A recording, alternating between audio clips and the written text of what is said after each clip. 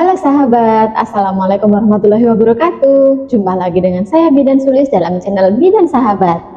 Hari ini saya ingin membahas mengenai kuretase atau yang biasa disebut dengan kuret. Adakah di antara sahabat yang saat ini sedang didiagnosa dengan abortus atau keguguran dan direncanakan akan dilakukan tindakan kuretase? Dalam video kali ini saya akan membahas mengenai apakah itu kuretase, kemudian bagaimana prosedur kuretase, hingga asuhan pasca kuretase. Jadi simak video ini hingga akhir, jangan lupa like, komen, dan subscribe ya. Terima kasih.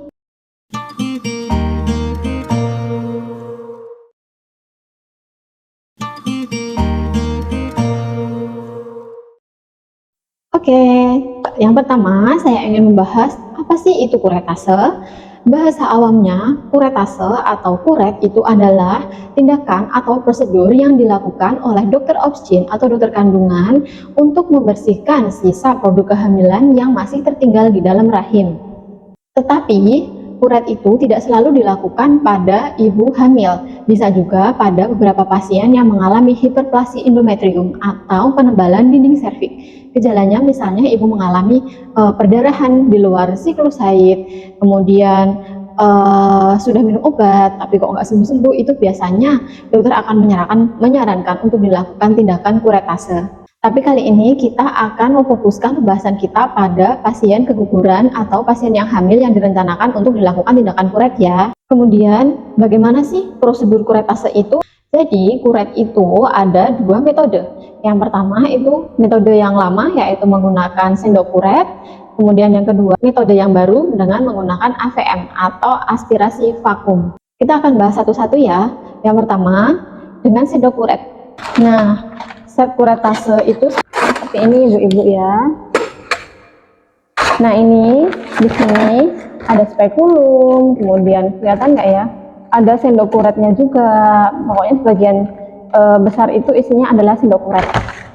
Kemudian yang dilakukan itu, jadi misalnya ini rahim kita ya, terus sudah ada produk kehamilan yang keluar.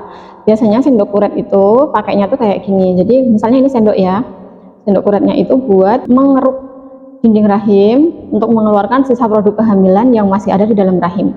Kemudian kalau pakai yang AVM, yang aspirasi vakum tadi, alatnya kayak gini, kelihatan nggak teman-teman? Nah, ini kan ada kayak spet ya, kayak spet tapi dia versi big, versi besar. Terus ini kepalanya, jadi itu nanti kepalanya dipasang di atas sini. Terus nanti pakai kanul, kanulnya itu seperti ini bentuknya, ada berbagai ukuran. Ini cuma saya ambil satu contoh ya. Ada berbagai ukuran, nanti kanulnya ini dipasang di kepalanya ini. Terus nanti kalau udah dipasang, misalnya ini rahim ya yang ada sisa produk kehamilannya tadi, kanulnya ini nanti buat nyedot jaringan yang masih ada di dalam rahim, disedot jadi tidak dikeruk kayak yang pakai sendok tadi ya. Makanya kalau pakai AVM itu, pakai metode yang disedot itu, yang pakai vakum, itu meminimalisir perlukaan rahim. Di beberapa rumah sakit sekarang kuret yang menggunakan sendok itu sudah tidak disarankan, tetapi masih banyak juga yang melakukan itu karena belum semua dokter SDOG itu sudah pelatihan AVM. Keunggulannya tentu saja yang pakai vakum tadi itu dia meminimalisir perlukaan di rahim dan meminimalisir efek ke depannya. Jadi kalau yang pakai sendok kuret biasa itu, dia itu kan bahasa awamnya ngeruk dinding rahim ya.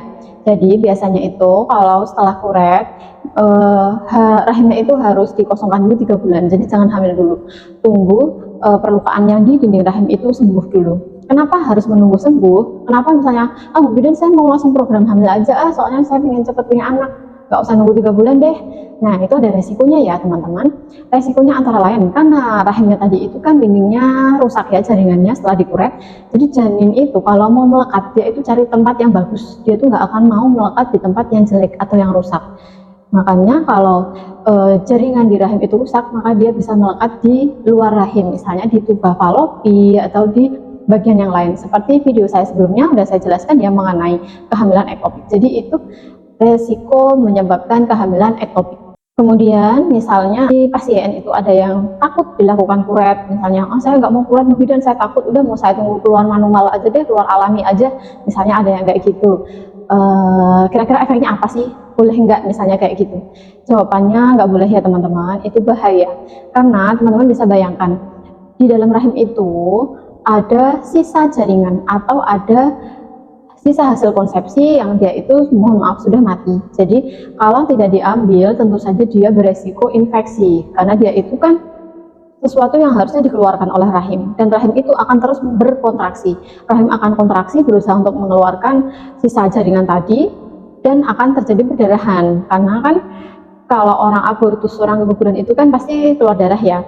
Bayangkan kalau sisa jaringan di rahim ini tadi tidak diambil, maka perdarahannya akan terus terjadi, kontraksi rahim terus terjadi, maka lama-kelamaan si ibu itu bisa anemia dan biasanya perlu transfusi darah kayak gitu. Kemudian yang sering ditanyakan oleh pasien biasanya adalah, Bu Bidan sakit enggak sih kalau dikuret? Takut, biasanya kayak gitu ya. Jawabannya adalah tidak sakit. Kenapa saya bisa bicara tidak sakit? Karena ibu-ibu akan dibius gitu ya. Biasanya pasien akan dibius total, jadi ibu nggak akan kerasa apa-apa. Ibu ditidurkan, bangun-bangun tindakan kuret udah selesai gitu. Jadi nggak perlu takut ibu-ibu ya. Kemudian yang terakhir adalah asuhan pasca kuretase. Apa sih yang dilakukan kalau habis kuret? Kalau habis kuret itu kita itu kan tetap mengalami nifas karena ibu itu kan hamil, walaupun nggak sampai lahiran, nggak sampai cukup bulan, tetap saja hasil kehamilan itu kan sudah keluar, jadi ibu tetap mengalami nifas. Jadi misalnya mau digunakan untuk berhubungan suami istri lagi, tetap menunggu nifasnya itu selesai 40 hari gitu ya. Kemudian yang biasanya sering ditanyakan, berapa lama saya harus istirahat Bu Bidan? Berapa lama sih saya harus izin cuti dari pekerjaan saya?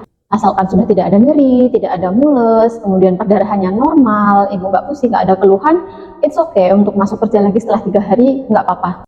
Kemudian biasanya ibu setelah kuret akan diedukasi untuk menunda kehamilan selama 3 bulan karena rahimnya itu ditunggu. Kalau yang pakai sendok tadi seperti yang saya jelaskan ya, nunggu pulih dulu jaringan rahimnya itu, sembuh dulu dari luka-luka hasil korekan, ditunggu sembuh baru ibu boleh merencanakan kehamilan lagi. Terus tundanya pakai apa Bu Bidan? Boleh pakai kondom, boleh pakai KB kalender, atau boleh pakai pil.